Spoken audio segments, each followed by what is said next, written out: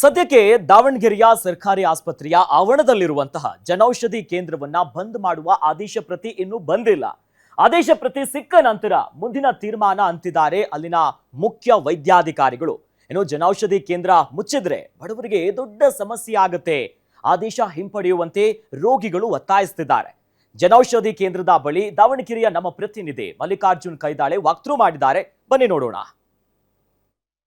ಜನೌಷಧ ಕೇಂದ್ರವನ್ನು ಮುಚ್ಚಬೇಕಂತ ಅಂದ್ಬಿಟ್ಟು ರಾಜ್ಯ ಸರ್ಕಾರ ಅದರಲ್ಲೂ CM ಸಿದ್ದರಾಮಯ್ಯ ಅವರು ಆದೇಶವನ್ನು ಮಾಡಿರ್ತಕ್ಕಂಥದ್ದು.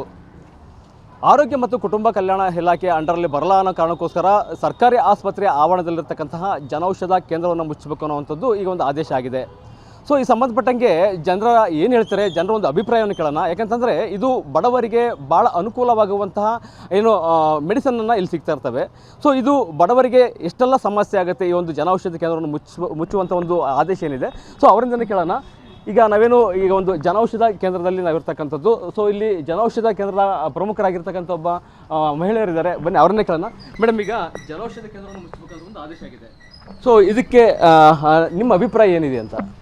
ಸರ್, ಇದು ಜನೌಷಧಿ ಕೇಂದ್ರ 2016ರಲ್ಲಿ ಆದೇಶ ಹೊರಡಿಸಿತ್ತು. 2017ರಿಂದ MSIL ಸಂಸ್ಥೆ ಓಪನ್ ಮಾಡಿದೆ ಇದನ್ನು. ಸೊ ಏಕಾಏಕಿ ಇವಾಗ ಮುಚ್ಚಬೇಕು ಅನ್ನೋ ನಿರ್ಧಾರ ತೊಗೊಂಡ್ರೆ ಇದು ಭಾಳ ಅನಾನುಕೂಲ ಆಗುತ್ತೆ ಜನರಿಗೆ, ಬಡ ಜನರಿಗೆ ತುಂಬ ಅನುಕೂಲವಾಗಿದೆ ಇದು ಈ ಥರ ಇದ್ದಾಗ ಏಕಾಏಕಿ ಮುಚ್ಚಿದರೆ ತುಂಬ ಸಮಸ್ಯೆ ಆಗುತ್ತೆ. ಯಾಕಂದರೆ ಮೆಡಿಸಿನ್ಸು ಹೊರಗಡೆ 100 ರೂಪಾಯಿ ಸಿಗೋದು ಇಲ್ಲಿ 20 ರೂಪಾಯಿ ಸಿಗ್ತಾಯಿದೆ.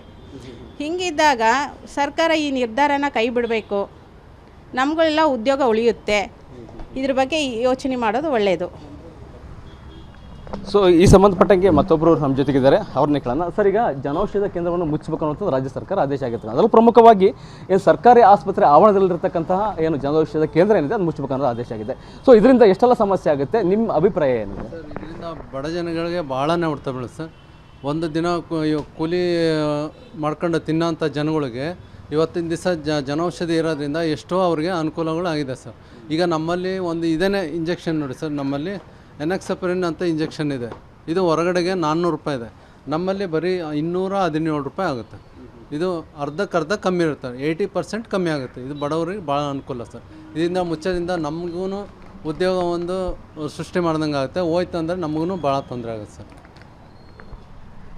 ಈ ವಿಚಾರಕ್ಕೆ ಸಂಬಂಧಪಟ್ಟಂತೆ ಮತ್ತು ಇಲ್ಲಿ ಸ್ಥಳೀಯವಾಗಿರ್ತಕ್ಕಂತಹ ರೋಗಿಗಳು ಇದ್ದಾರೆ ಮತ್ತು ಜನರಿದ್ದಾರೆ, ಅವರನ್ನೇ ಕೇಳೋಣ. ಯಾಕಂತಂದರೆ ಇದು ಎಷ್ಟೆಲ್ಲ ಸಮಸ್ಯೆ ಆಗುತ್ತೆ ಈ ಒಂದು ಜನೌಷಧ ಕೇಂದ್ರವನ್ನು ಮುಚ್ಚೋದ್ರಿಂದ.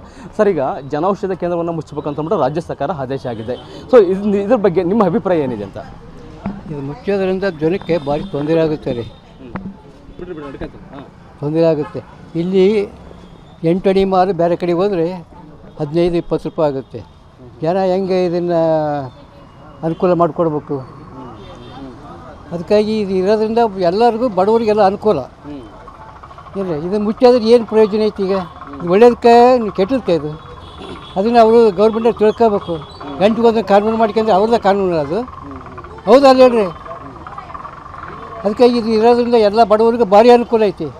ಇದು ಸಾಮಾನ್ಯ ಜನರ ಅಭಿಪ್ರಾಯವಾಗಿರ್ತದೆ ಮತ್ತು ಇಲ್ಲಿ ಬರ್ತಕ್ಕಂತಹ ರೋಗಿಗಳ ಅಭಿಪ್ರಾಯವಾಗಿರ್ತದೆ. ಯಾಕಂದರೆ ಜನೌಷಧ ಕೇಂದ್ರವನ್ನು ಮುಚ್ಚೋದ್ರಿಂದ ಭಾಳ ಸಮಸ್ಯೆ ಆಗುತ್ತೆ.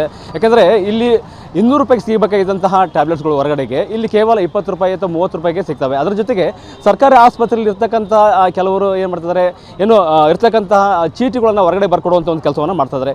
ಇದರಿಂದ ಜನರಿಗೆ ಸಿಕ್ಕಾಪಟ್ಟೆ ಸಮಸ್ಯೆ ಆಗುತ್ತೆ. ಸೊ ಈ ಕಾರಣಕ್ಕೋಸ್ಕರ ಸರ್ಕಾರ ಏನಿದೆ ತನ್ನ ಆದೇಶವನ್ನು ಹಿಂಪಡಿಬೇಕು ಮತ್ತು ಜೊತೆಗೆ ಜನೌಷಧ ಕೇಂದ್ರವನ್ನು ಸರ್ಕಾರಿ ಆಸ್ಪತ್ರೆ ಆವರಣದಲ್ಲಿ ಇಡಬೇಕು ಅನ್ನುವಂಥದ್ದು ಏನೋ ಸಾಮಾನ್ಯ ಜನರ ಮತ್ತು ರೋಗಿಗಳ ಅಭಿಪ್ರಾಯವಾಗಿರ್ತಕ್ಕಂಥದ್ದು. Mallikarjuna Kaidale, guarantee news, Davanagere.